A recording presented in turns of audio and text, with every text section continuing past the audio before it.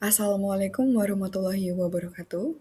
Pada kesempatan kali ini, kami dari kelompok 14B akan menyajikan survei untuk mata kuliah Statistika yang diampu oleh Profesor Dr. Sumarwati, MPD. Sebelum memasuki sesi presentasi, izinkan saya untuk memperkenalkan kelompok 14B. Yang pertama, saya sendiri, yaitu Fathia Latifah Hanim dengan NIM terakhir 04, Nais Syafia Aukalia dengan NIM terakhir 72, Zahra Malika dengan NIM terakhir 96.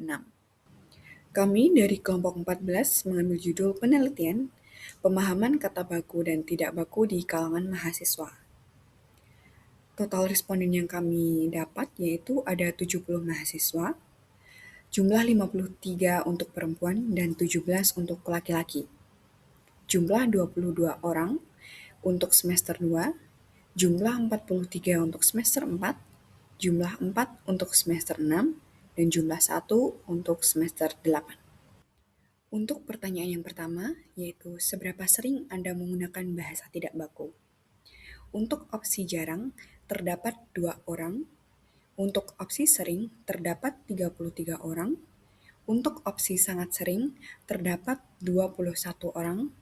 Untuk opsi kadang-kadang, terdapat 14 orang.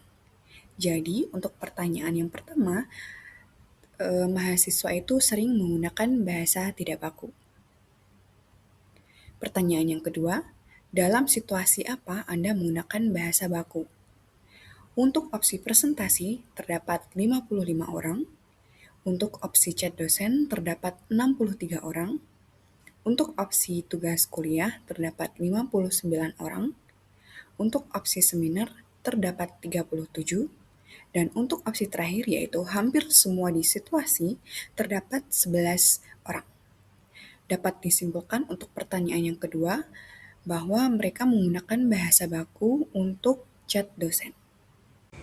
Baik, selanjutnya pada pertanyaan mengenai kesalahan dalam menulis kata baku saat mengerjakan tugas. Sebanyak 47 responden menjawab kadang-kadang, 14 responden menjawab ya, dan 9 responden menjawab tidak. Jadi berdasarkan data tersebut dapat disimpulkan bahwa kesalahan dalam penggunaan kata baku itu masih cukup sering terjadi, sehingga kemampuan menulis kata baku masih perlu terus ditingkatkan. Lalu pada grafik mengenai pengaruh bahasa gaul terhadap kemampuan menggunakan bahasa baku, itu sebanyak 36 responden menyatakan bahwa bahasa gaul mempengaruhi. 27 responden menyatakan sangat mempengaruhi, 5 responden menjawab biasa saja, dan 2 responden menyatakan tidak mempengaruhi. Jadi, berdasarkan data tersebut, dapat disimpulkan bahwa penggunaan bahasa gaul itu memberikan pengaruh terhadap kebiasaan mahasiswa dalam menggunakan bahasa baku, baik dalam komunikasi maupun penulisan. Selanjutnya, pada grafik mengenai media yang mempengaruhi penggunaan bahasa, itu responden diberikan kesempatan untuk memilih lebih dari satu jawaban. Hasil penelitian menunjukkan bahwa teman sebaya itu menjadi faktor yang paling berpengaruh dengan 57 responden, diikuti oleh TikTok sebanyak 53 responden, Instagram sebanyak 45 responden, Twitter sebanyak 17 responden, dan YouTube sebanyak 14 responden. Jadi berdasarkan data tersebut, itu dapat disimpulkan bahwa lingkungan pergaulan memiliki pengaruh yang lebih besar dibandingkan dengan media sosial dalam membentuk kebiasaan berbahasa mahasiswa.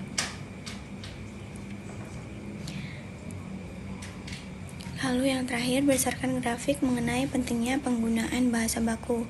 Sebanyak 36 responden menyatakan bahwa penggunaan bahasa baku itu sangat penting dan 34 responden menyatakan penting. Sementara itu, tidak ada responden yang memilih kategori kurang penting maupun tidak penting.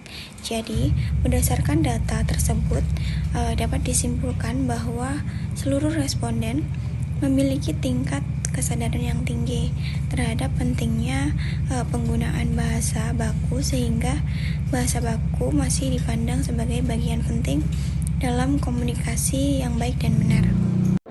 Baik, untuk selanjutnya yaitu pemilihan kata baku dan tidak baku. Pada pertanyaan pertama, terdapat pertanyaan resiko atau risiko. Pemilih kata resiko berjumlah 14 orang dan pemilih kata risiko berjumlah 56 orang. Diketahui bahwa kata baku dari resiko yaitu risiko menggunakan I dan bukan resiko menggunakan E. Selanjutnya, pada pertanyaan kedua, yaitu terima kasih dipisah dan juga terima kasih digabung. Pemilih terima kasih dipisah berjumlah 65 orang, sedangkan pemilih terima kasih digabung yaitu 5 orang. Diketahui bahwa penulisan terima kasih sesuai dengan ejaan kaidah bahasa Indonesia yaitu terima kasih dipisah. Untuk selanjutnya yaitu pertanyaan ketiga. Terdapat dua pilihan aktivitas menggunakan F dan juga aktivitas menggunakan V. Pemilih kata aktivitas menggunakan F berjumlah 4 orang dan pemilih aktivitas menggunakan V berjumlah 66 orang. Perlu kita ketahui bahwa aktivitas sesuai dengan kata baku yaitu aktivitas menggunakan V. Yaitu pertanyaan keempat, terdapat dua kata himbau dan kata imbau. Pemilih kata himbau berjumlah 25 orang serta pemilih kata imbau berjumlah 45 orang. Diketahui bahwa kata baku dari kata imbau yaitu imbau tanpa menggunakan huruf H. Jadi kata himbau bukan merupakan kata baku sesuai dengan kaidah ejaan bahasa Indonesia. Selanjutnya, pertanyaan kelima. Terdapat dua kata yaitu handal dan juga andal. Pemilih kata handal berjumlah 24 orang dan pemilih kata andal berjumlah 46 orang. Seperti yang kita ketahui bahwa kata andal yang sesuai dengan kaidah ejaan bahasa Indonesia yang benar yaitu andal tanpa huruf H. Jadi, handal bukan merupakan kata baku. Baik, itulah presentasi dari kelompok 14B. Kurang lebihnya mohon maaf.